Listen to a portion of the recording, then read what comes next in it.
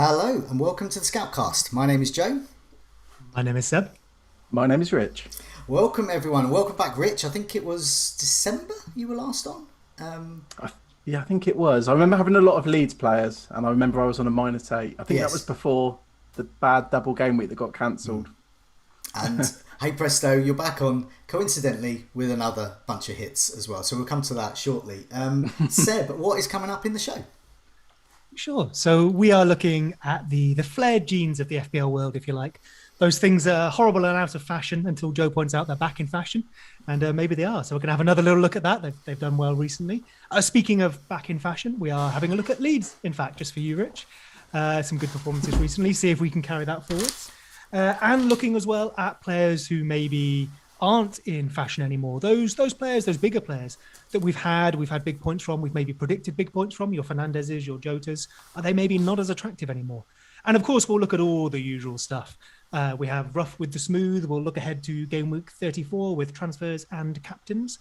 But before all of that, Joe's going to show off about a striker pick in game week 33. Right, yeah. So one of the sections we're going to talk about is unfashionable players, as you said.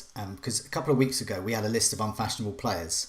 And I got a few pelters on social media for it. You know, why are you recommending these players? But one of those players was indeed Chris Wood, who I got in. And so, yeah, I'm the smug Chris Wood owner. There's only about 5 of us. But myself and David, who we did the Captaincy video this morning. So, surprisingly, I ended up with my best game week of the season. I don't think it will get better than this. But yeah, a game week rank of 15,000. So 76. My overall rank has gone from 180k to 114. And I have, Chris Wood, Iheanacho and Shaw were amongst the standouts there. And also last week's captaincy video, we were talking about the captaincy and I didn't go for Salah because I preferred Iheanacho because he was more in form and the Palace defence was much worse than the Newcastle defence. In the end, if you look at the XG stats, Newcastle should have conceded more, but nevertheless, it did indeed transpire. And when I saw Fabinho was going to be back in defence and not in midfield, I felt a little bit better about that move, and I didn't think Salah was going to get a huge haul. But he did well. So I'm pretty pleased with that. I had Cody as well, but with Chris Wood just kept piling on the points. I didn't mind him minus even 44 points from your two strikers there. So I think you can take a little Cody on the side. Yeah, so I'm okay with that. So yeah, this is one of those rare, nice games. Chris Wood's 2% owned, does well. I always got him. Hey presto, move up the ranking. So we'll talk more about that a bit later. Luckily for you, Rich, not luckily your score, because you've got 34 points, but luckily for you, Seb has kindly got a worse score than you this week, so you're not last, you're in the middle.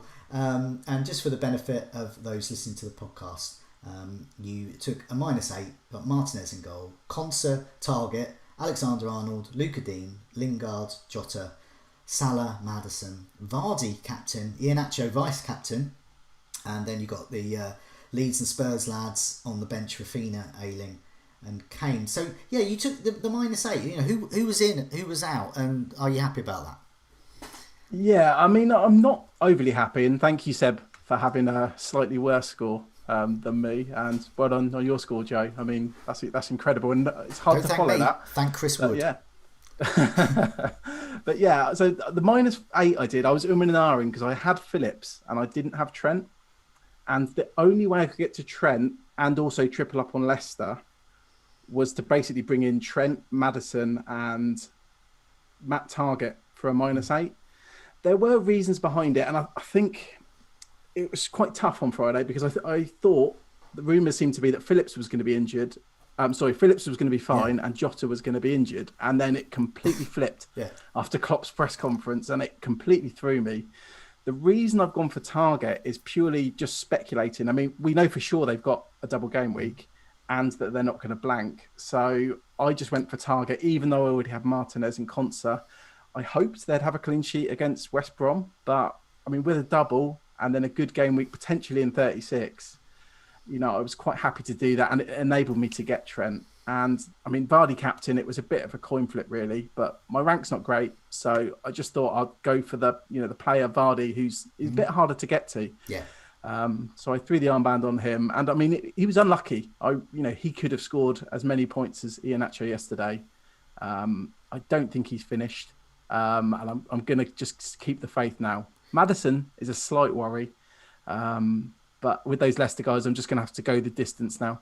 No, I mean, your captaincy may be Kane for next week, but if you didn't have Kane, or if Spurs fixture was bad, or they weren't playing, would you now switch your attention as a Vardy and Iheanacho owner to captaining Iheanacho above Vardy? Do you have an acceptance or a feeling that Iheanacho is actually the main man there now, and Vardy isn't? I think the only thing that would worry me, and I'm not saying Vardy's going to be dropped, but they've obviously got a lot of games, and that game is only on Friday as well. They've got a really short turnaround. So I think because of minutes, and obviously because of his points and form, I think I would go Iheanacho. Can't say his name. No. I would go Iheanacho over Vardy now. It is a tough one, though. It is a tough one. Yeah. Because obviously Vardy has that pedigree, doesn't he? Well, that's it. I mean, that's one of the reasons I got him in. My one transfer was Kane out for Vardy. So now I have a situation, which we'll talk about a bit later. Kane's going to be, very popular captain, and he's rather good. But yeah, what to do with Vardy? Who makes way? Are we already penalties? Sorry, Seb? Are we already falling into that trap that we're going to talk about in a moment ago? You said there, Vardy's pedigree. I totally get what you mean, but we're going, his history from scoring goals or whatever. Iheanacho possibly maybe looks a little bit better when we watch him play. I believe he has the better stats. He's got the better points returns recently. If you remove their names from that piece of paper, I'm not sure there's anything that points at Vardy. No, I don't think there is. Penalties, maybe penalties. Yeah, fair. They haven't had one of those recently, and those are tough to predict. Fair enough, over the season, you have a penalty taker. Well, but if we're looking at, 4 or 5 matches left, I mean, I got him in get one, they could get none. For to hopefully climb up the rankings, because he's one of those players that can be explosive, not necessarily is being, but can be. And presumably that's why you got him in as well, Rich. Is that Vardy, as we've seen, has been a game changer over the years, and it's not that he's suddenly awful or anything. I mean, he's still a great player. Well, he's actually, I got him on my wild card in Gameweek 26, and I mean, he's actually got, it's only one more point, but he's got more points than Salah, one more point over the last, I think it's 5, 6 and 7 game weeks. And obviously he's got a positional disadvantage as well. Obviously they've been in the same games, like he's had 2 double-digit hauls. The Sheffield United game, I mean, he got 3 assists and he should have scored a couple as well. But then maybe it does back up what Seb's saying about, not maybe looking at the pedigree, because his finishing's not been great. And also, we are thinking, I mean, it's hard. I mean, it's like a running joke, isn't it? Every time Leicester play, every time Southampton play, the 9-0 scoreline comes up in commentary everywhere. And that is at the back of my mind. It is at the back of all Vardy owners' mind. This is going to happen again. But 2 reasons I don't think it is. Vardy's not that same player. But more importantly, Southampton, there's no way they're going to set up to be thumped 9-0. And there was a sending off that game as well. Everyone's going to be on their best behaviour, and they're going to play like the San Marino defence. It's going to be 10 blokes behind the... Well, you would hope, anyway. I mean, what was the return fixture that season? Was it 1-1 or something? Exactly. I'm pulling that off the top of my head, but it wasn't 9-0, it wasn't 3-0 or something. I'm pretty sure, we saw it coming, and it was a pretty moderate result. I mean, it would be... I mean, if I get rid of Vardy and they beat Southampton 9-0 and he scores a hat-trick, I actually would laugh at that, because it would just be funny. It would be so disastrous, it'd be funny, and I put myself in the rough with the smooth. Seb, let's move on to your game week. So this looks like one of those weeks where you take your medicine, but you're actually looking good going forward. So do you want to run through your team and what happened? You got 32. Do I want to run through my team, Joe? Well, yeah. It saves me reading out. Okay, so I've got Martinez in goal, Trent Alexander-Arnold, who was my captain, Luke Shaw, Dina, Ayling, Pereira, who did not play, Jota, Rafinha, who didn't play, Watkins, Kane didn't play, Bamford 1 point, and then a bench of players who didn't play, Lloris, De Bruyne, Gundogan, and Son. So the theme there clearly is players who didn't play. Yeah, you only had 8 I players. knew was coming. Most of those, apart from Pereira, most of those I knew probably weren't going to play. And it wasn't one of those, I'm not going to take 12, 15, 16, whatever points to go and fix that. I mean, realistically, looking at that now and thinking hard about it, I probably don't think I'm going to win FPL anymore. No. The thing that, okay, here's something optimistic about it. You only had 8 players playing. 5 of those 8 returned, got attacking returns.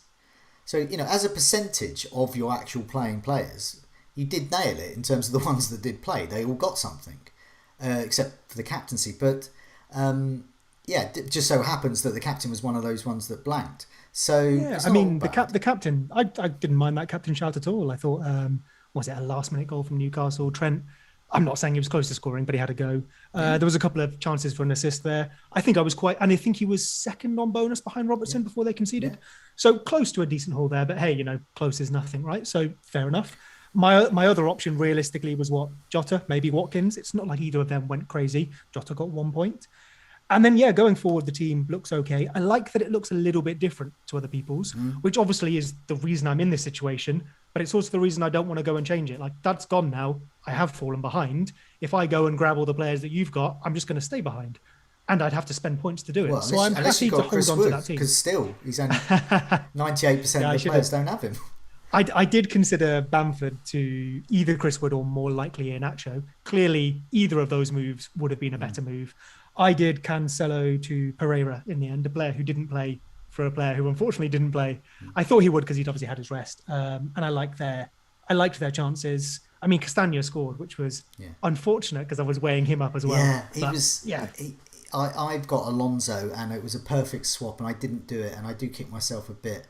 But I was worried about, because I was talking to a few FPL Foxy, a few other Leicester fans in the community, and one of the things that worried me was something that didn't transpire, was that Castagna is much better on the, get this right way around, the right.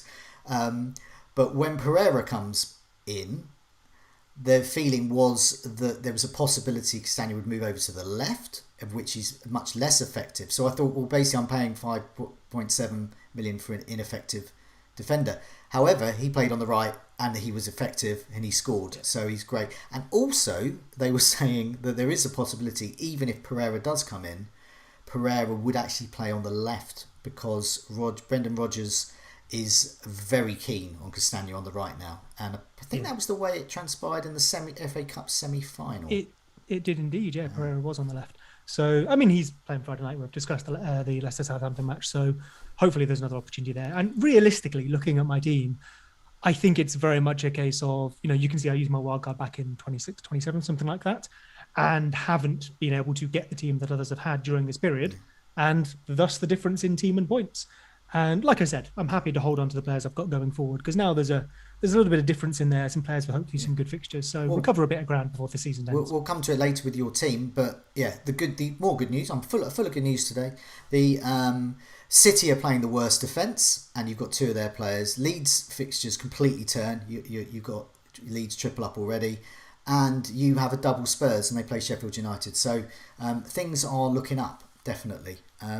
Let's Thanks, Joe. And cheer you up a bit more by someone who's done even worse. Well, actually, he hasn't. He's got a really good score this week, but it's a good rough with the smooth. It's a guy, Jason Gordon, on FPL Twitter, on community, kindly put forward his mate. He said, "Ha, my mate, and supplied me with his team." So, Jason Smith, you got a good score of 54 because he got 58 with a -4. But it's a case of what could have been. Because if you look at this team here, so he's got Martinez, Cody, Shaw, Alexander-Arnold, Veltman. So far, so okay. Salah, Lingard, Greenwood, Jota. Good players, but didn't return. Watkins and Iheanacho, captain. So he did okay. But on the bench there, he benched Chris Wood. He genuinely thought he had played Chris Wood because he hadn't checked his team, and he thought so. He said he was cheering at first Chris Wood's points. But then he realised he hadn't played him. And to make matters worse, Rudiger there. So classic rough with a smooth. Pretty good game week. Well above the average. But 28 points sitting on the bench from 2 players. That's and Wood has made Cody get 0 points just to rub it in that. Yeah, that's more. It. And that was something I was considering last week. I think I said on the Scoutcast, my main decision of the week is, do I play Cody or Chris Wood? Oh, to think back to that time. that's a really nice point, because the Chris Wood one, I think, you've called it, and credit to you that he was looking good and he might be getting a haul. But to get it in this match, it's quite a nice sort of, anyone who's picked him for this period of fixtures with the good stats, fair play, you deserve it. To pick him in this individual match against the Wolves defence that is okay and possibly looking to improve recently, I think they sort of 5th, 6th maybe in XGC in the last 6.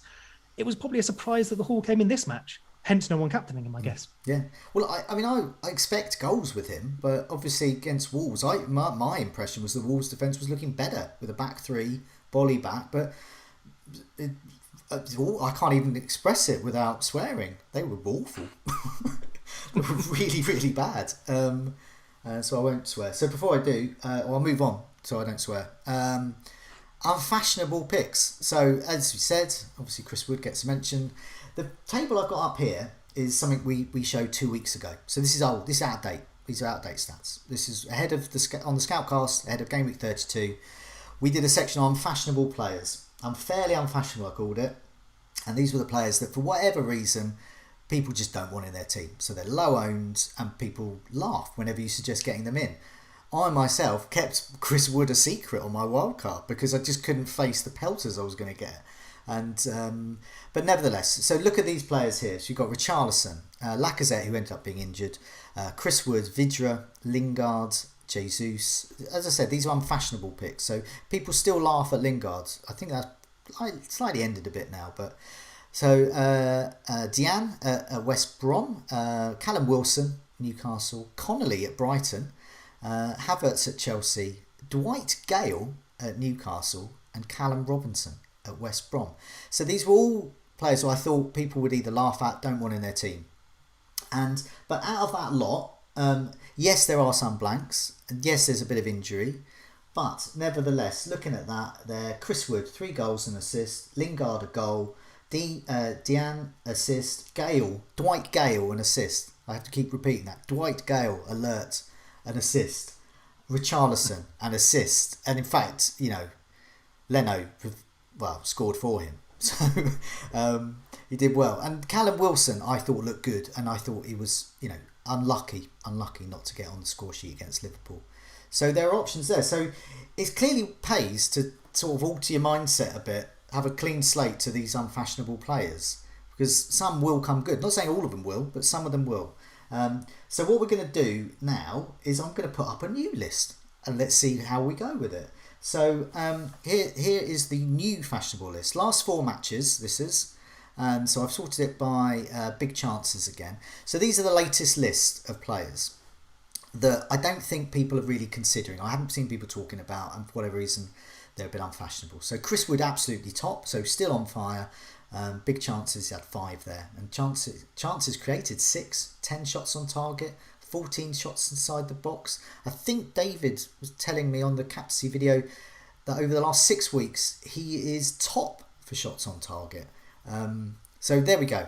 So he's done even better since 2 weeks ago. Calvert-Lewin returning, still 5 big chances in his last 4. Havertz again, if he plays, he could do well. Dwight Gale moving up the table. Dwight Gale's getting better and better. Jared Bowen. Who wants Jared Bowen when they can get last unfashionable pick, Lingard? But Bowen, good pick, playing up front in Antonio's absence. This one I like. Ferran Torres at Man City. 4 big chances.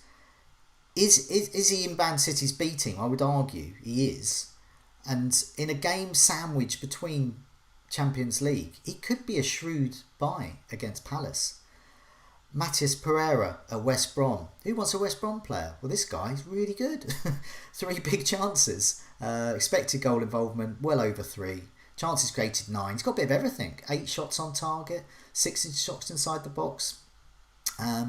And of course, the important one, he scored 4 goals in the last 4 matches. He's a player I'm seriously considering, despite the fixtures turning rather nastily for West Brom, despite him not having a double. But he's capable of big hauls, big differential. Welbeck at Brighton. Martinelli at Arsenal if he's going to get time. Pulisic at Chelsea if he gets time. And Joe Ellington, the ultimate unfashionable pick. Joe Ellington at Newcastle. And Newcastle players could be, bad fixtures, but nevertheless are getting returns recently. So anyway, that's my spiel. They're the unfashionable guys. Let's go for you first, Rich. What do you think of these unfashionable players? Are you tempted to go for them? Are you already going for them? What's your mindset about this? Yeah, the second I saw this list, there were two that stood out to me that I would consider. So one of them was Calvert-Lewin, who I had to sell him recently for Iheanacho. But I kind of wouldn't mind getting Calvert-Lewin back, knowing he's got the double, knowing he has a good game after the double. Obviously, we don't know the doubles, but I'm just assuming that in my mind. So he'd be one I'd like. I just don't know if I'd have the spot for him. But actually, the one that really interests me is Ferran Torres. Yeah. More because I look at Seb's team, for example, and me and him had quite similar teams a few weeks ago, but I've done all the -8s, whereas Seb's stuck patient. And yeah, trying to predict those City players like Torres, like Foden, that really does appeal to me. And I do want to get some more City back before the end of the season. I think to try and climb rank, I'm going to have to get one in, go late riser style, captain them, cross my fingers, 40 points. Could be an Aguero match, by the way. Palace. Yeah, it could be. But looking at that as well, there's I'll just read out some community questions and then come to Seb for these unfashionable his views on the unfashionable picks as well. But FPL Evolution says, should we target teams with a potential 35 who also play in 36? But we don't know when the doubles are, but basically they're not going to blank, but they will double. And that is Everton, Southampton, Villa and Palace. Well, there are some names amongst those teams there. Not many. Tony, should we consider Dwight McNeil? To forget Chris Wood, get the assister. FPL Miha, is Chris Wood essential? Yes.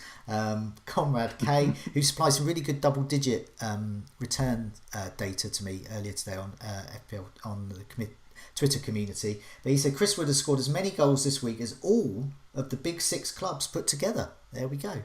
Nice little stat there. So yeah, Seb, what do you reckon? Unfashionable. I mean, can we woo you with these unfashionable picks? I mean, I guess the thing with the list, as we saw in your last list, is probably to be discerning with it. So there's a dozen or so players there, of which I wouldn't say the success rate is actually that high, but we don't need it to be. We just need to grab the one that, if you built a team out of these players, you'd do very badly. But we only need 1 or 2 in our team maybe to facilitate other options, as you've seen with Chris Wood as well, not only facilitating, but becoming one of your best point scorers. So as Rich pointed out there, Calvert-Lewin seems a good one, that mix between maybe falling out of fashion, but we know, to use that word from earlier, we know he's got the pedigree so far this season and that he can return points. There's probably some there that I maybe still wouldn't look at, and maybe that's my mistake, but Martinelli or Welbeck, people who I don't think are going to get either the game time or the opportunities to turn those into the returns I'd want. Dwight Gale, still not entirely convinced. Kai Havertz, if he was nailed, I'd love to pick him. He's one I've got my eye on for next season. So yeah, I think it's about, like I say, picking that 1 or 2 who have everything going in their favour and are shown by this table and picking them in your side. Yeah, definitely. And there's some more names here as well. Just below this list, so not as many big chances. Calum Robinson is still there. He's actually got 3 big chances, but his expected goal involvement just over 1. And Crystal Palace have got a good double on the horizon. Don't blank. Benteke. Okay, Benteke is the poster boy of this list, because I laughed even saying his name. So 5.5, 2 big chances there. He's had 4 shots inside the box, 6 inside the box, 4 on target. And he starting all of those matches, the last 4 he's played. And Zaha we know about, 7.1. He's had a big chance. Good fixtures. We know he's the Palace talisman. And another player here, which is going to segue into the next subject, is Harrison at Leeds. 3 big chances, expected to be involved in well over 2 goals as well. But as Seb will hopefully tell me, Harrison may have been doing well because Rafinha isn't in, but we don't know yet. So let's hand over to Seb and chat about Leeds, and I'll put their fixtures up. So top of our season ticker, aren't they? Sure, yeah. So they have the best fixtures from now till the end of the season. Probably really only one probably tough match with Tottenham, although Brighton, we know what happened last time, did a good job on us. I guess the question really is it time to go back to triple leads, double leads defence? Even some people are asking. A few questions here for you. We've got Conrad saying exactly that. Is it time to double up on the Leeds defence? FPL reactions. Are we at the stage where the Leeds defence is more investable than the Leeds attack? And Jules asking, is it time to get Dallas back? So I think rather than throwing a bunch of stats at you, and I think it'd be cool to have a little chat about this, but just some headlines to pull out is we mentioned a little while ago, I forget when it was, it might have been just before game week 30, something like that, 26, 27, where Leeds form was maybe shifting a little bit. We'd seen us being very open at the beginning of the season, conceding a lot of chances, creating a lot of chances, probably creating just enough to make up for how much we were letting in the back. We saw both those numbers dropping quite significantly around about the halfway point in the season. And so I have a little look here. So from game week 1 to game week 15, Leeds have an XGC of 27.13, which is the second highest, so the second worst in the league, only behind West Brom, worse than Sheffield United. And then an XG, also second, 25.86, only second to Liverpool. But then when we look at 16 to 33, Leeds come, I think it's about 8th, about mid-table for XGC with 24.53. And then XG, we come probably just a little bit further down, 9th or 10th, with 21.79. So clearly we have, I mean, I'd say tightened up. It's not so much tightened up in terms of conceding fewer chances and letting so many in at the other end. It's just a little shift in style. We've seen us slightly less of the high press, more of a mid press, choosing where we engage. And we've also, in the last recent matches as well, Rodrigo isn't playing. We've lost Rafinha, who we know is our best player and the most creative player. But also what's the latest on Rafinha? Because obviously he would be a key target. So he was been a doubt for like the last couple of weeks, and Bielsa has said as much. You know, we're not sure if he's ready, he hasn't trained, or we'll see how he is. Bielsa's normally very open about those things, but I don't think we have a nailed return date yet. It seemed we had this earlier in the season as well with Liam Cooper, where Bielsa will just say, oh, maybe this weekend, and it goes on for a little while. So I'm hopeful he'll be back. But unless someone else has more up-to-date information than me, I'm not certain, I'm afraid. And we've seen him become very important to how we attack, both in terms of his talent and him being very good at it. But we've started to look for him maybe. I wonder if laziness is the wrong word, but rather than maybe trying to create chances through a system, we've been looking to Rafinha for it a little bit. So without him, we're lacking that attacking flair. And the changes in the midfield, we've got Dallas and Tyler Roberts, who cover the ground well. They do the work well. We've seen Dallas move to a more zonal system. So in the Man United match, we actually, I think we were actually poorer in a lot of defensive stats this time than in the 6-2. But the way we set up, and Man United were a lot less clinical. We saw Rashford get in a few times and fail to not even convert, but create a chance. Diego Llorente is good at covering back as well, so he covered for him. So I would say while we have improved, probably converse to what we said a few weeks ago, where everyone was expecting Leeds to be super open attacking and super open at the back, and we were looking at us maybe being a little more conservative in both those departments. Everyone maybe has flipped to the other side now, where like, oh, we're solid now, we should double up on the defence. I'm not entirely sure the numbers back that up fully. So we've conceded an XG of over 2 in all of our last 3 matches, obviously against good sides. It's possibly more slightly luck, bit of variance. You know, we saw those 2 Dallas goals against Man City. I think it'd be hard to say that was anything other than lucky, if I'm completely honest. So while we've got great fixtures, and while I think we have some good prospects going forward, I don't want us to get too excited, at least until we see us against Brighton. I don't know what you two think on that, though. Yeah, Rich, I have a question. Yeah, I actually have a question for Seb. It's a bit selfish because it doesn't impact my team. But a reason I've been looking at down the line doing double Leeds defence is because a bit like you, I've got Eiling. So obviously I want to have Dallas, but it seems very sideways doing Eiling to Dallas. So I'd love to know your thoughts on going Dallas over Bamford, for example. I mean, the clear 3 feel like they are Rafinha, Bamford and Dallas. But Bamford, I think he had 3 big chances against Liverpool off the top of my head. But his numbers have massively fallen off a cliff. Just looking at the XG for the last 6, for example, I can't find him on the first page. He is right down there with Richarlison. So, you know, we were looking at Richarlison in your table, Joe. Well, Bamford is there. So I have Bamford still. I have Luke Ayling. The reason I have Luke Ayling is because of price a while ago in the season. And his numbers are very similar to Dallas. I've mentioned that a few times, though. You know, Dallas clearly is better at converting those chances and those assists. So maybe the only thing that concerns me about a double defence is, I don't know, maybe Dallas doesn't count as much of a defence you're hoping for attacking returns, is that if we do then go and open up against these slightly weaker sides, we probably won't see the defence hold up. And I guess the argument I'm making is that the reason the defence has been impressive recently, while it has improved, we have also had some luck come with that, which is fine. That's football. But, luck in the past possibly doesn't mean luck in the future. So Brighton could score against them, you're saying? I mean, you did a great job on us last time, so I'd like to think we can have the better of Brighton, but we've seen your XG numbers. They're very impressive. So I'm interested in the Brighton match. Exactly. I'm interested in the Brighton match as a barometer of what's going to happen in the few after that. Okay. So we've got Tottenham, which is a little tougher, and then some pretty good fixtures towards the end. So essentially what you're saying is sort of the prudent way of looking at it would be game week 36, go Leeds, but and use the next two as a barometer really, because Tottenham aren't supposedly a big six, but they're not in good form. Brighton XG champions, but what's XG? It's not real champions. But nevertheless, these are two teams that Leeds could potentially get returns, clean sheets or attacking returns. I think the last three are very attractive. And I mean, hey, Brighton and Tottenham, new manager, is decent enough. If you're looking for those switches now, we were looking at, is it Leicester's fixtures, I believe, fall off a little bit. There's maybe quite a nice switch there. If you wanted to really gamble and go Iheanacho to Bamford or a defender to a Leeds defender, something like that. I think the fixtures do shout for that. But I don't want us to get too overconfident with, what are results rather than necessarily underlying numbers. Okay, well, I'll put some stats up.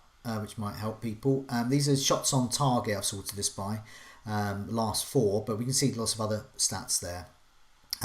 Dallas is top, 4 shots on target, joint top with Harrison, the last 4 matches with 4 shots on target. His expected goal involvement's well over 2, whereas Dallas' expected goal involvement is half a goal. It's like half a ball, so it's a puncture. And there's mostly been long shots, if I recall, as well, which is probably why that number is so low. And Roberts is in there with 3 shots on target, but once again, his expected goal involvement is very low, around half a goal. Rafinha, if he's fit, is the man. 10 chances created, 2 shots on target, but expected goal involvement very high, over 2. Bamford, I just think there are better options than Bamford at the moment, not only in that price bracket, but in any price bracket. I just haven't got room for him. 6 chances created, just 2 shots on target his last 4, and expected goal involvement of over 1, but less than 2. I just think there are better at the moment. And Rodrigo, I put in there as well, but his expected goal involvement, a fifth of a goal, whatever, that's a big puncture to that ball, and 2 shots on target. My 2 questions here, looking at the stats there, I said it at the beginning, Harrison. Why is Harrison suddenly looking like a better prospect? Is it purely because Rafinha isn't there? And the other one is Dallas. He's out of position, 4 shots on target, scored brace against Man City. Yeah, his expected goal involvement is like mine if I was a footballer. So, Seb, what are we thinking? Dallas and Harrison, are they worth investing in? If Rafinha's back, realistically, I think you go Rafinha over Harrison. I think the numbers tell us that. I think watching Leeds play tells us that. If not, sure, quite possibly. I'd feel more confident having Bamford if I had to choose between the two, just because that's where the chances generally end up. And while Harrison maybe is seeing a little bit more ball on his side, probably one of the reasons as well is we've gone, you saw against Man United, we've started going quite long down the channels, which I think is partially a little bit of a change in how we're playing. If we've dropped back a bit, we'll be winning the ball deeper, maybe looking to get it over people who are pressing us. This is Man City, Liverpool as well. Those are good teams who are going to outplay us. They're better teams.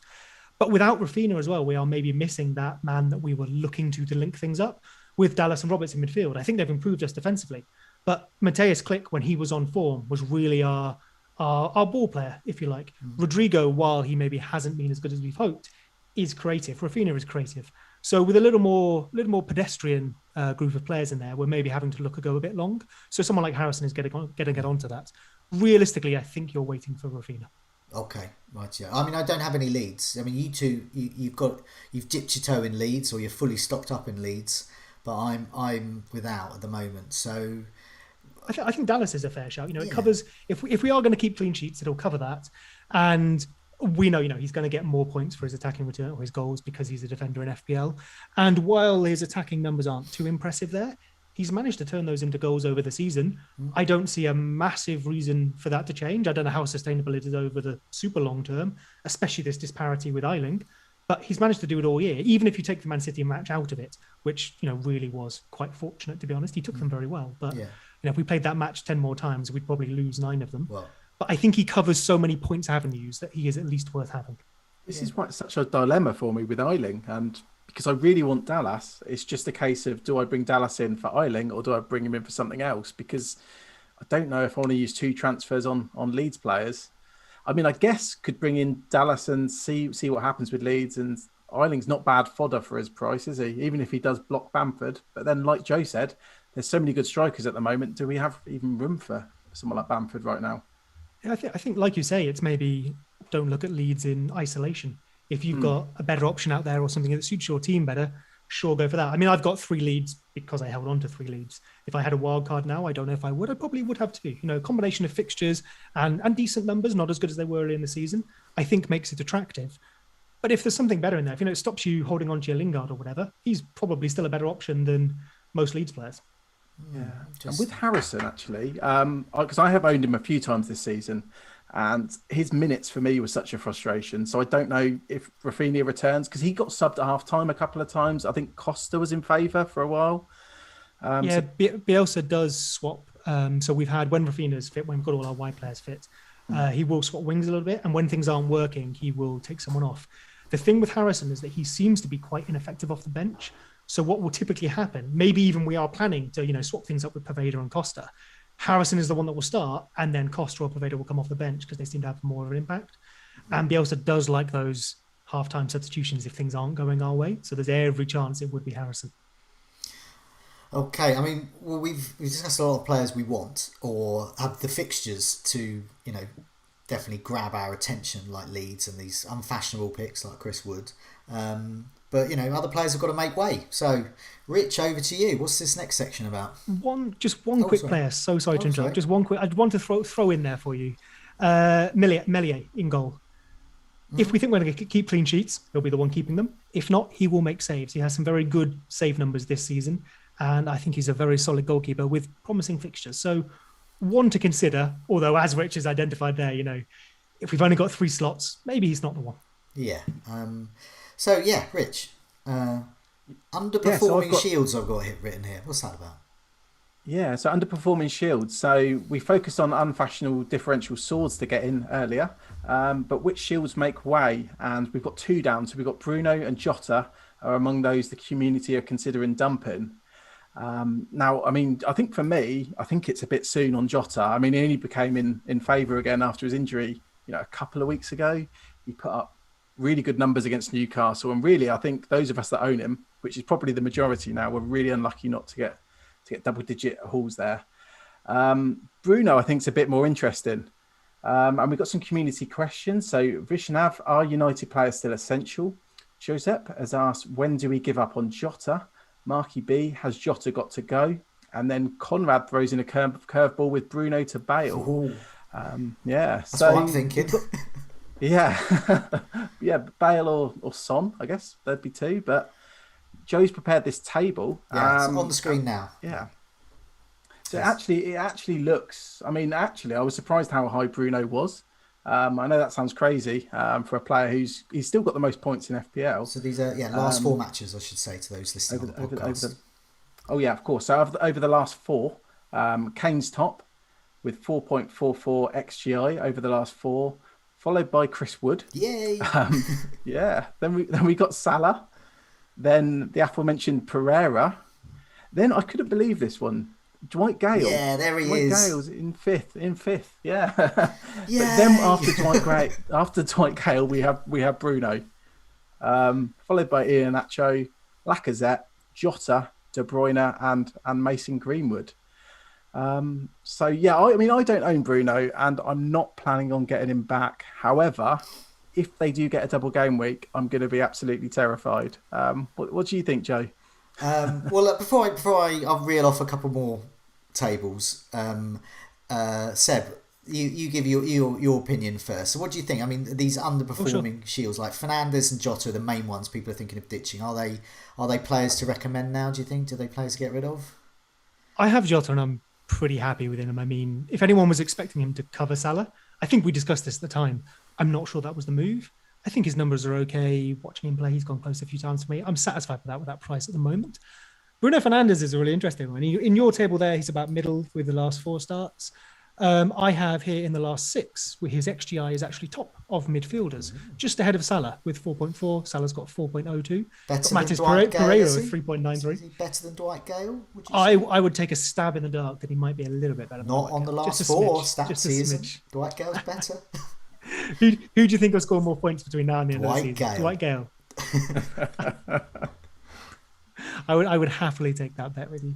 But Bruno Fernandez is kind of watching the game at the weekend. He's one of those where I think this has always been the case, and people who didn't really rate him as an option have made this argument that if you take penalties out of the equation, he very much kind of ticks along. So at the weekend, I don't think he was particularly impressive, but he was the one on a lot of those set pieces that went quite close. He created a chance for, I think it was Mason Greenwood very early on. So he just racks up those shots and those chances every now and again, which probably is why he's top of the table, top of my table I've got here in the last 6, without really us expecting it. We're probably so used to him performing to such a standard that this feels like underperformance, when really I'd say it's not. So it's more about, can you get better options for that money?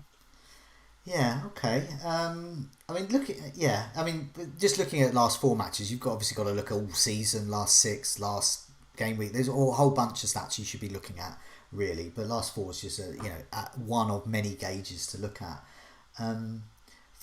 So my answer, I haven't put them on the screen, but I'll read them out. I've got the goals imminent table and the assist imminent table. I'll put them up on my Twitter feed so people can have a look at them there. But so the goals imminent table is a minimum of 10 shots and there's no more than a goal over the last 4. But absolutely top of that is Richarlison. He is due. He's had 12 goal attempts, 3 big chances. He's missed them all. He's had 10 shots inside the box. This is big. No goals, just that assist, Leno helping him out. But second is Fernandez. So when a player like Fernandez starts appearing on the goals imminent table and moving up the goals imminent table near the top, I start thinking, oh dear, I don't want to be getting rid of him. And so I'm tempted to keep hold of Fernandez based on the fact that he's had 14 goal attempts in his last 4. He's had 2 big chances, 6 shots inside the box as well, and no goals to show for it. Raheem Sterling, if he plays, another option there. Havertz, Mane, Bissouma, Mason Mount, goals imminent there. Mitrovic at Fulham if he gets a start. McGoldrick at Sheffield United. I should have included him in the unfashionable pick. You don't get more unfashionable than Sheffield United striker, but nevertheless, McGoldrick, 11 shots he's had in the last 4. 8 inside the box, but just 2 on target, so we can see why he's allegedly due. And then Armstrong at Southampton is there. But moving on to my assist imminent table, Fernandez is there as well. So he's only having a minimum of 7 chances created, but no more than 1 assist in the last 4. He's on that list of about 10. He has created 7 chances. His cross completion is 16.7. He's had 18 crosses, it's just basically the crossing is not being very successful. But if he can tighten that up a bit, we're talking assist time for him. He's just had that 1 assist in the last 4. Interestingly, on that list as well is a player that I'm targeting, and please no one get him in because his price will go up and I'll be locked out of it. But I'm interested in Tielemans, who's the Alexander Armstrong of Leicester. So chances created 8, corners 18, crosses absolutely tons of them. Once again, not as successful with the crosses. So we might see Madison take over there with Tielemans. I might be out of date already, but I am interested in Tielemans as a make weight for getting Kane back, and also tapping into Leicester's great fixtures. And he is the most creative Leicester player at the moment. And also worth pointing out, Luke Shaw is there in the system, and 14 chances created, 19, an eye-popping 19 corners he's taken. He has now overtaken Alexander Arnold as the most likely to assist among defenders over the last 4 matches. So Luke Shaw better than Alexander Arnold, shocker. And I've seen loads of other stats people have been putting up on Twitter about Luke Shaw topping loads of various metrics for defenders in all of Europe as well. So he's starting to get a bit global on Luke Shaw here. So That's my answer to it. The only thing on Tielemans is I'm just having a quick look as well now. Do you think with James Madison back, his role will be impacted? Because without Madison, you maybe would expect him to be taking more of that creative burden. With Madison, potentially, those assist imminent are never going to come if he is maybe dropping back on fewer of the chance creating duties. It's only a brief comparison looking at the match against Crystal Palace the other night. Yeah. The heat maps are Madison possibly what you'd expect. Tielemans a lot more of the ball, about twice as many touches, more on the right-hand side, whereas Madison on the left. Similar amount going forward. So while they are shaping up with sort of Tielemans in theory in the whole in midfield and Madison in the hole, they seem to be getting a lot of touches in similar advanced areas. And Tielemans created 2 chances I have here, and Madison created 1. So despite wondering if Madison will damage Tielemans, the evidence so far maybe says no. The frustrating thing with that as a Madison owner is, and I've noticed it the last 2 games, so even before he came back in, is Tielemans is actually taking the set pieces ahead of Madison, even though Madison's back and Madison's being subbed off. And someone said, I think it was, I can't remember his name now, Sam, the Leicester fan on Twitter, he was saying that Madison actually got injured taking a set piece. So maybe that's why Tielemans is actually taking them at the moment. So the equivalent of like a goalkeeper with, cramp or something, can't take a kick, so the defender will take it for him. It's that kind of thing. Tielemans is sort of his crutch. Yeah, I know what you mean, because like when Martinez got injured in a game earlier in the season, and I think Konsa was taking the goal kicks. But I think if I could redo that transfer and get a Madison in, I'd consider Tielemans a lot more after the last game. And I guess that the Tielemans pick would kind of match up with the topic we were talking about earlier with the unglamorous players. I know Tielemans, I think, is really glam though, isn't it? He's like, the young Belgian guy, And what I like about Tielemans is just the eye test, is that he's got that Gundogan feel to him, where he's just like, whoa, where's he come from? He's suddenly scoring or he's suddenly assisting.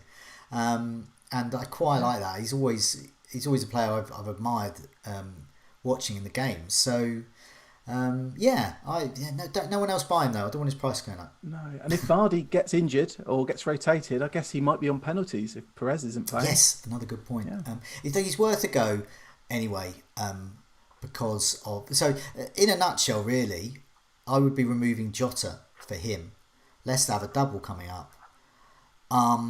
Liverpool are the Liverpool. I think Liverpool with the stats, you need to look at the last 4, last whatever, but you need to look at all season.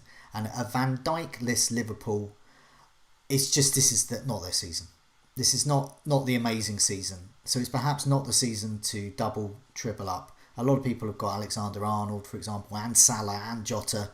And I don't know, when I'm watching Liverpool play, I think Salah looking for the golden boot is enough incentive for me. But I can't... Liverpool do not look like an amazing side to invest in, whereas Leicester do at the moment, form-wise. Their fixtures obviously take a little switch. Liverpool got Man United next. Leicester have Southampton and Newcastle. But then Liverpool's fixtures in the last 4 are sublime, obviously putting doubles and blanks aside. That certainly tempts me and is why I wanted Liverpool a few weeks ago. I guess, like you say, though, they're not quite the Liverpool we've been used to, haven't been all season. Possibly not. I mean, Van Dijk and the other centre-back injuries are a very big part of that. But we saw it possibly even before then. In the seasons when they were putting up silly numbers and running away with the league, I know there's a lot of the stats community that were looking at it and going, we don't understand how they're overperforming their numbers so consistently and so often for so long, to the point where people were maybe wondering, are they doing something that isn't quite being captured, which may well have been the case. I think I'm not going to predict Liverpool's downfall here or anything, but you see how Firmino's maybe dropped off a bit. I think we've maybe seen that, that trio up front, their heyday, possibly behind us. Doesn't mean they couldn't do brilliant things again in the future, but they really peaked with the team exactly playing how we wanted. We've seen Klopp's Dortmund, for example, maybe go through a similar phase. So they probably do need this season, Van Dijk injury aside, of cooling off, maybe reworking out a few things. And even without Van Dijk, like I said, we saw the numbers maybe tail off a little. The thing they were doing last year when they won the league is so many of those results that were draws, they were just turning it into a win. I remember an Everton match. I don't know if it was a VAR decision or something, but they just got the rub of the green, and they got it so often. Like we say, champions are lucky. Maybe this season it's going the opposite way. Yeah, it's tough decisions. I'm in a tough place at the moment. I'm Kane-less. Do I want to get Harry Kane in? And if I do, one of Chris Wood or Jamie Vardy has to make way. Meanwhile, I've got 2 free transfers. So meanwhile, I need to free up a tiny bit elsewhere. So I am looking at these enablers. Pereira at West Brom is another one. I mean, statistically, he's better than Jota at the moment. In terms of actual FPL returns, he's better than Jota. But it's a classic form over fixtures. The West Brom fixtures are really awful. Let's get these up now, actually. Usually look at the next 4 fixtures. But it's next 5 now I'm going to do, because it's just a season running. So we've already seen one bit, Leeds at the top. West Ham's fixtures really get good now. So I hope Cresswell is back to help out that team. Liverpool, I miss Antonio. And Antonio. No need for Antonio with Lingard. And That's true. Liverpool, they got Manchester United, but then Southampton, West Brom, Burnley, Crystal Palace, great. Sheffield United, if you want to go unfashionable. After Tottenham, they've got Crystal Palace, Everton, Newcastle and Burnley. But it's interesting there, Leicester, this dovetail with Leicester and Leeds here. So Leicester, Southampton, Newcastle, but then they've got an awful Manchester United, Chelsea, Tottenham. But then Leeds then have Burnley, Southampton, West Brom. So that's the sort of move you can be making, especially if Leicester blank around then, which is very likely, and obviously Leeds won't. But it's West Brom here who are intriguing me, and they are really low down on the fixtures. So this is form over fixtures. This is a down and out club that aren't going quietly. They've got Wolves next, who just shipped 4 goals to Chris Wood and co. Meanwhile, they then have Arsenal, who can concede and have cup consideration. Liverpool, who, as we said, aren't the Liverpool of last season. Then West Ham, if Cresswell's not back by then, and Rice isn't back, well, that Pereira can definitely score there. And then Leeds at the end, final fixture. Bear in mind, there's going to be a home match around then. So however, it looks like on paper at the moment it'll still be West Ham at home. So West Brom fans will be going back. So people in the FPL community like Gemma and all the other West Brom fans, they're going to be shouting a lot in support of their team, because it's going to be great. And this is could be saying farewell to them, or they could be cheering one of the greatest escapes of all time. But I look at all that. A long short of it is, there are better options than Jota potentially over the next 5. But anyway, that's my lot. Rich, what do you when you look at that, the fixtures turning and all the teams at the top and teams at the bottom of the season ticker, what springs to mind for you with future transfers? Yeah, so I mean, the obvious one, I think it was mentioned earlier, is that Leicester fixture swing. So I'm happy having that triple attack until game week 35. And then it might be a case of jumping off quickly, because it's such a short span of time now, isn't it, that we've got left? So few transfers. I mean, people with free hits are going to even have one less transfer than the rest of us. So I think from my team, because it's quite, it's based on quite heavy, triple ups on certain teams, it's going to be jumping off Leicester. So maybe that will be something that stops me looking at someone like Dallas. I do have 2 leads already. I can understand why people would want 3. It's going to be who to jump off Leicester for, really. Because I do prefer going for fixtures over form. I mean, Everton are quite tempting, but then their home form's not great. So they seem to have their good games seem to be at home, and they're not good at home. I guess also Arsenal beautiful. Richarlison or Calvert-Lewin could be the ones. But whereas the Everton defence, you think, who would I swap in? Say, for example, if you've got Pereira or Castagna at Leicester, it's like, who do you go? Do you go for Godfrey and Holgate? And sounds like the cast of Dad's Army. It does. I mean, I think a lot of these ones, they're hard to justify bringing in. I mean, I've got Dean already, and I've been holding him because I knew he had a double, and obviously that holding has now been about 10 game weeks. So I'm going to continue to hold him, but I don't know about bringing in defender. I mean, it's interesting because Pickford, I think that the manager said that he's going to get rotated with Olsen over coming games. So as good as he's been, I don't think he could be an option. There's a lot of these teams that have good fixtures have negatives about them as well, and I think we touched on it earlier again. I think I'm going to try attack Man City as well, just when the time feels right. Dive in, cross my fingers, hope for the best.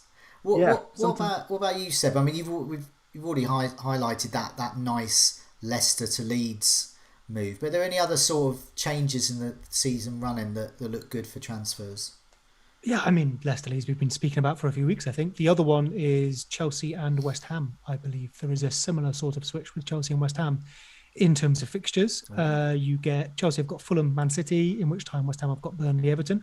Then West Ham have Brighton, West Brom, Southampton, where Chelsea have Arsenal, Leicester, Aston Villa on the last day. So probably not quite as pronounced, but maybe an opportunity. You possibly needed Cresswell for this, but an opportunity to get rid of Alonso over to a West Ham option, ideally Cresswell, like we say. On Chelsea, not the best fixtures, I think second bottom on our list there, but worth noting, I saw Pulisic on your list earlier. Yeah. And he scored tonight. The real issue with all Chelsea players is, does he play? Does he get the fixtures? But maybe one to keep in mind. Otherwise, I think you've covered it really well. The overall point of there being so few weeks left, it makes this kind of thing interesting because we are so much more open to variance than we have been earlier in the season. You could pick someone like Bruno Fernandez, the perfect example. Someone who's just going to tick over for so long. You just keep him, you're going to get points. It would be very easy now to say that Bruno Fernandez could get outscored by almost anyone in only a handful of fixtures because all he has to do is, miss one match or miss a penalty, not get a couple of chances, and someone like Chris Wood goes and scores a hat-trick, and there's not enough fixtures to make up for that difference. In the live chat, Eddie Casey has asked, is James Rodriguez worth it? Looking at the next game weeks and knowing that Rodriguez has been much better at home for some reason, we were talking with FPL Prince last week, for some reason the Zcars music just fires him up, which is a lovely thought as he's lying on the beach somewhere in his previous clubs. But nevertheless, looking at Everton there is a lovely little hop on there. Game week 36, Sheffield United, then Wolves. So they're both home fixtures, both very good, winnable home fixtures, in which Rodriguez could get big returns there. And I think if you've got an Everton, a slot there in midfield, perhaps some of those other teams, perhaps a Leicester, perhaps Chelsea, as Seb was pointing out, that could be a nice little hop-on moment there for Rodriguez. Certainly someone, I might talk with Luke in the Sky video later this week, but very much talk about hopping on and off players there because there's no price changes, so you've got more freedom to do that. But if you've got a slot opening up there, game week 36, Sheffield United, Wolves, could be James Rodriguez time, could be the Zcars music. Realistically, would it be fair to say we are really waiting for confirmation of that double and blank? Because obviously what we're looking at here is, a lovely set of single fixtures which we can plan and be great with. We need to know what's coming to be sure. I mean, some people have chips, some won't. Well, I think that's going to change what we do quite a bit. We sort of know what's going to happen. We just don't know when it's going to happen. But as we've seen here, it's going to happen at some point between game weeks 35 and 37. So we sort of still know when it's... So we know... Although I think you said earlier, depending on if it's the blank first or the double first, that does change your strategy. So while you might go, I want to target these fixtures, you possibly can't set yourself up for it until you know which order you have to. You have a free hit, and those who are watching and listening who have a free hit, well done. Because if that happens, if you've got that blank fixture before an amazing double, that's party time, because you can just set up your team for that double, take a break for the blank, get whoever you want in, and there you go. But it better go well. I originally was saving it for this week, where I had about 8 players playing. So I hope it goes well, because I took a hit this week for it. But what we do know, Palace, Everton, Southampton, and who else? Villa. All 4 teams who are not in the best of form are the teams to target in terms of a double game week and escaping a blank. But of those, it's very likely that Aston Villa's is going to be one of the worst, and Crystal Palace is going to be one of the best. Once again, you have to go back to the unfashionable pick, rewind to the unfashionable picks table for those ones. Meanwhile, Leicester, the FA Cup final teams. So you've got Leicester, Man City, Manchester United, and Arsenal are likely to double and then blank. So we know that there's a double and a blank there. So we know the teams. We just don't know which way round it's going to be. Yeah, I think for people like myself without free hit, and it could get to the end of the season and I've been completely wrong, but I'm loading up on the bench players who are from Villa and Everton, because I know they're going to have a double and they're not going to blank. Yeah. And I mean, a big reason I had Villa this week was because I thought West Brom, they get a clean sheet, and I'd actually held Contra and Martinez for that reason. And obviously it's not worked out. They've all got 1 point. So it can go wrong. Yeah. But the good thing about these players is you can bench them in other weeks. So maybe filling up the bad spots with players. It could be a tactic for people without free hit. So I've got a bench boost still, incredibly. Yeah. My most hated of the chips. And so what you've just said there, the logical thing for me to do is look at that bench and look at teams like the Palace, Southampton, Everton, Villa, who will do a job, who will get me at least some points. I can bench them at other times, and then in a bench boost week, can bring me returns. I just, they're just not teams I like to have at the moment. They just don't fill me with any. Well, the one good thing is you mentioned transferring in and then transferring out for the Sky video, but we only really have to transfer them in, and then 38 they're gone. We never see them again. Yeah, that's true. Until it starts all again next year. Yeah, they still go in Sky as well. They don't. Sky don't march around your house and tattoo them on your chest or something. But yeah, I know what you mean, and I think Rodriguez is a player that I am looking at around 36 if I've got the transfers and if I want to. But yeah, could have potential there. Let's move on. Differential time. So Rich, who is the best low owned, and that's 5% or under, gem for the next 4 matches? Who do you reckon? I thought you were going to say him then. I was a bit nervous. Ooh. And I was thinking I might have to change it. And then I didn't want to go for someone like Martinelli because I think I said that last time he got injured. Yeah. So I've gone for, and apologies if the Prince said this, I'm not 100% sure, but I've actually gone for Sigurdsson at 2.4%. I think. Now, my mind's gone blank there. I think he may have. Yeah, because I just thought he supports Everton. But I'm not sure, but it's good. Nevertheless, I've gone for Sigurdsson. Maybe I'm biased because I'm a Reading fan. And I know he's not 100% nailed. And in the last double game week, he did start one and then he was benched for the other game. Obviously, James being back as well. But I just think Sigurdsson's so much more explosive than Rodriguez. Okay. He's got the penalties. He's on direct free kicks. He's a bit of an FPL legend as well, if that's your bag. But yeah, plus it's really hard at finding these players under 5% who tick all the boxes. Obviously, I'm aware his next game's not the best. His next game is the best. But the West Ham game's not great. But then Sheffield United and Wolves. I think I almost went for him over Madison, and I kind of wish I'd done it. How much is he, by the way? I'm not going to put him up because I'm trying to keep all my bandwidth for the live stream. But how much is Sigurdsson at the moment? That's a very good question. He's a very similar price to. Here we go. I've got it now. 6.9. 6.9 million. So he's not cheap. He's not cheap. But then again, Madison's 7.3. So yeah, he's cheaper than Madison. But obviously he could and probably will miss out occasionally.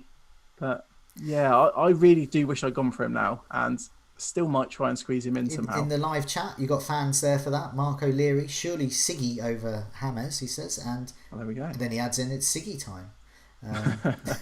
So yeah, for me it's a security of starts. But yeah, you can't doubt Sigurdsson at the moment as an unfashionable FPL point scorer. So when we looked at this last week, I believe Prince did pick Sigurdsson, but we can double down. That's fair enough. We can double down. He's so good. We're going to pick him twice. Yeah. But I just gave the numbers up now in the last 6, so it will have progressed 1 week. But Sigurdsson has an XGI of 2.28, James has 1.24, and Mins per XGI is about the same, 186 to 345, so it's not because of minutes. Obviously, Sigurdsson's got penalties in there, and I think he does have 1, maybe 2 penalties in there, but he's going to keep taking them. And on starts, when we discussed this last week, it was that I think we saw vaguely what we expected, which was James. I think we might have expected James off the right, Sigurdsson at 10, but we saw James at 10, Sigurdsson off the left, but kind of coming inside, allowing Dean to go around the outside of him. And I quite liked how Sigurdsson and Dean were interchanging and playing between, not interchanging quite, I guess, Dean providing that width and Sigurdsson playing the ball into that position where you maybe expect a player on the left to be. I reckon that works okay for them. And I think, bar changing shape, I think they might head forward with that. I think there's every chance he plays enough minutes to justify, especially with slightly better stats. And in the live chat again, Ryan Cameron, let's get Siggy with it. So more love for Sigurdsson here. And Historia Films Kenya, they'll be dancing in the streets of Historia Films Kenya fame when they do well. Siggy is very fashionable in Iceland. So there we go. Stamp for approval from the great Kenyan Historia Films industry.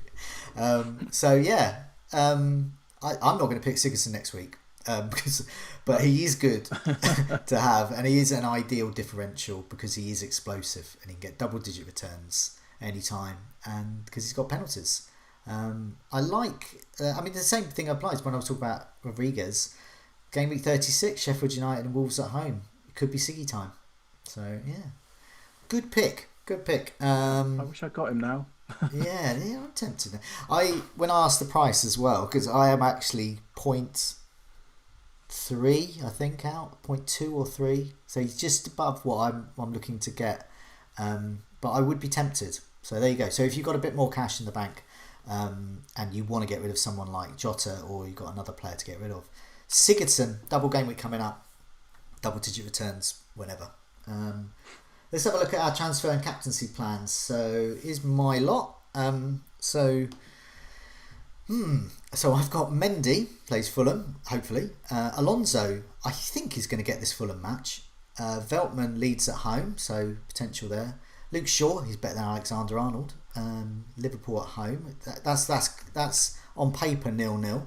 Fernandez has got Liverpool at home. Lingard, Burnley. Salah, Manchester United, obviously. Son, I've got in, my vice-captain currently. Chris Wood, the mighty.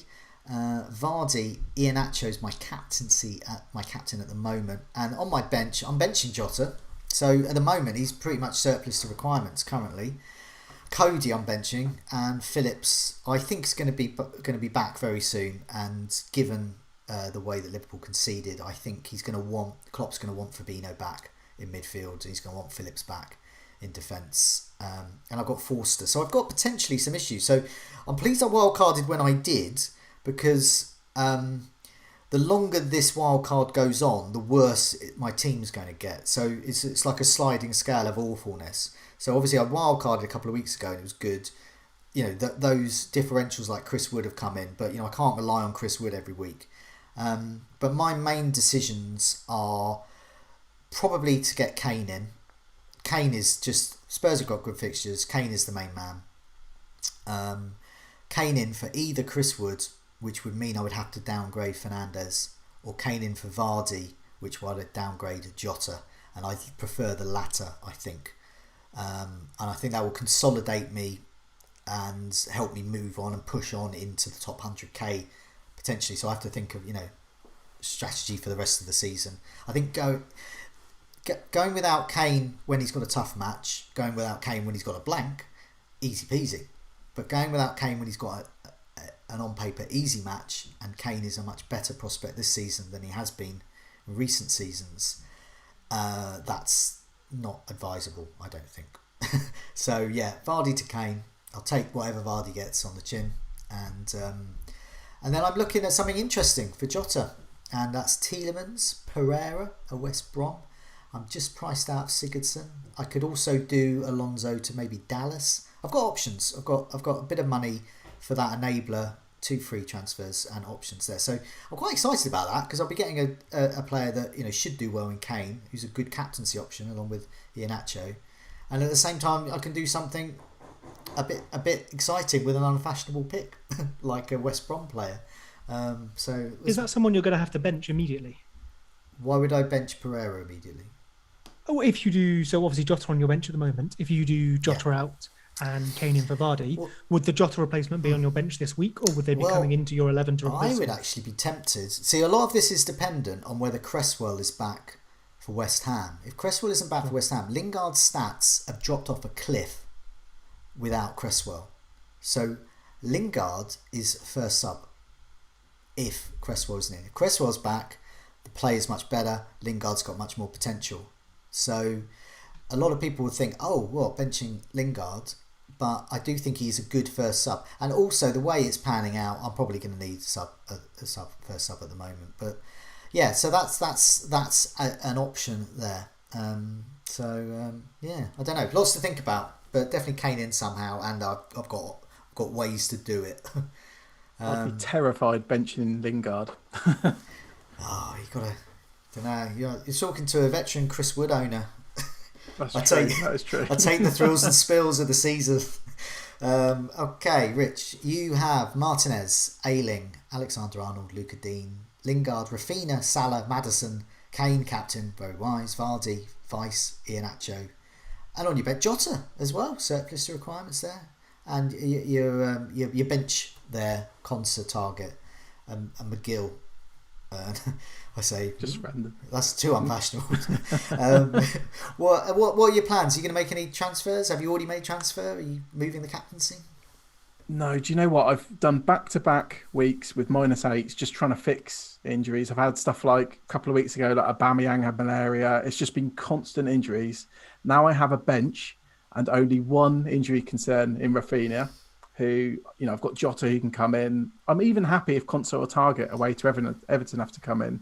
So I think I can actually take a break this week. I don't have to stress on a Friday night or Friday afternoon about, am I going to do a -8? Am I going to do a -12? Shall I roll and play 10 players?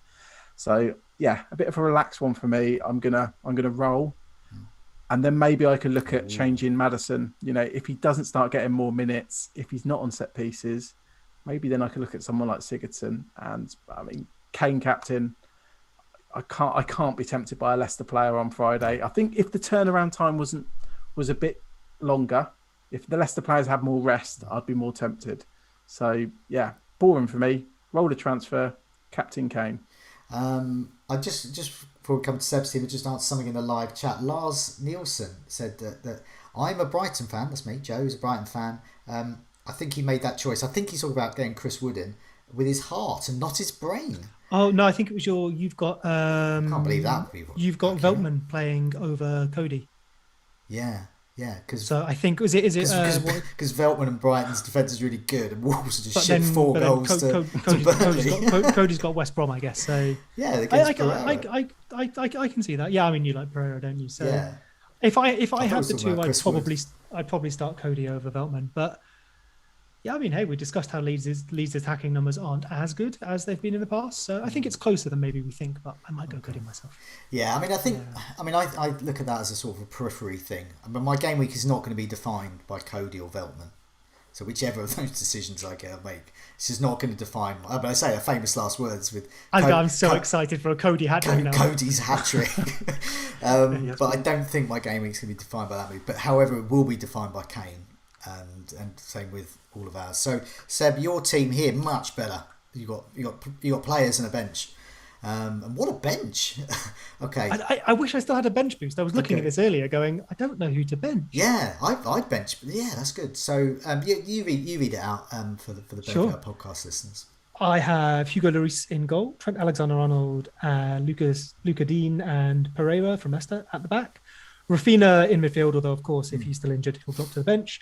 De Bruyne and Gundogan and Son finishing my midfield, and Watkins, Kane captain, and Bamford up front. Martinez, Ayling, Jota, and Shaw on the bench. So plenty of options there to come in for Rafinha. Yeah, I mean I mean the shape I've got there as well. What I've just read out possibly isn't what I'll end up with. I'm not entirely sure. There's a bit of shuffling around to do there.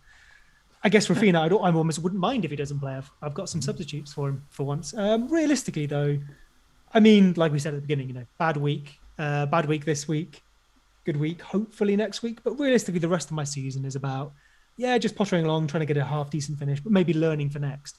I mean, I've gone from finishing in triple figures last season to currently outside the top 200k this one, which would be, I think that'd be my worst finish in about 12 years or something. So I'm happy to take that one on the chin and maybe do a bit of learning, reflect on what I've done wrong. What about Luke hopefully Shaw? This next week. What about Luke Shaw? So best most attacking defender in Europe currently, and he's obviously better than Alexander-Arnold against Liverpool in a top 6 match for Manchester United where they notoriously get 0-0, and Shaw is good for bonus. What it's not only why is he bench, but also why is he third on the bench? I would consider either playing him or it's definitely first sub, surely. Like I said, it's not finalised yet. I agree, Shaw could be higher up. I don't know. I mean, you could see a world where I play Luke Ayling and bench both of them. It's one of those classic, Man United, Liverpool. You don't play defenders against them. Obviously, they're from each other's team. Yeah. The attacking, you mentioned Luke Shaw's attacking numbers there, but then also said that Man United get 0-0s against the top six. Yeah. So I can't have both of those. So if I think Luke Shaw isn't going to put those attacking numbers up, Luke Shaw gets absolutely bonus, could. But and I guess what do you think the result will be then? I think it's going to be 0-0. Luke Shaw 9 points. Then I should play both. Then I should play both of them. Exactly, Alexander-Arnold and Luke Shaw, two of the best defenders. Well, Luke Shaw, the best defender in Europe in terms of attacking. So who do you then drop from the rest of the team? I'd drop Luca Dean, Pereira. Yeah, you would drop Luca Dean against Aston Villa. I think Pereira. I think your choice potentially would be made for you with Pereira, but you never know. This could be the game he actually plays. But I would be tempted to play Shaw over Luca Dean, or definitely Rafinha. Once again, that choice might be made for you. So I reckon I will probably keep Luca Dean in there, but like I said, there's a few people in the chat pointing out as well. It's definitely not final. I had so many options. I threw some together earlier for Joe. I think yourself, Joe, and a few people on the bench have said that Luke Shaw first sub at the very least for Rafinha would be a good shout. Yeah, definitely. And then we'll have a look. I'm going to play with this until the end of the week and try and get my best combination. Have you considered, because I'm looking at your team, and first of all, I'm jealous because several of the players on your bench in my starting team, and I was happy with that. Yeah. But have you considered maybe 4 or even 5 at the back and benching Watkins? I could actually see a route like that. That's not a bad shout. Yeah, that's not a bad shout. I quite like that. It's your defenders that look. All 5 of them could be incredible. Yeah, this week. Realistically, I wonder if some of these decisions will be made for me. I could spend the rest of my week crafting my bench order, and hey, I will. But we could see, Gundogan not play. We could see Rafinha injured. We could see Pereira not play, and there's my 3 bench options that come off anyway. My former co-host would absolutely faint with joy at that back line. If he could play he loves attacking defenders. Alexander-Arnold, Luca Dean, Pereira, Ayling, who's got a goal, an assist or 2 in him, and Luke Shaw all together. Say if Ayling was Dallas, he would actually faint. But that's a really what Rich was saying. I'd be very tempted with at least 4 at the back there. Yeah, fair. But yeah, like I say, just to be super clear, this is not final in any way. There's a fair few things to think about, and I didn't think of the Watkins one, so cheers for pointing that out. Okay, well, that's a good position to be in. That we're both envious of your bench. Well, I don't know. Is that more envious of your bench than your main team? But your bench is it's a good team. But like you took your medicine last week, and fully vaccinated. Last week was the week I'd held the free hit for a while, and then it looked like maybe this blank and double was a better use of the free hit. So, like you say, I kind of just took it on the chin last week, and hopefully have a better team going forward. Excellent. Well, thanks so much for showing us your teams, and thanks, Rich, for dropping by again. Thank you. All of us have got a lot to think about, me especially, and I might even bother with Harry Kane. Never know. But in the meantime, it's a goodbye from me. So goodbye from me. And a goodbye from me. Goodbye all.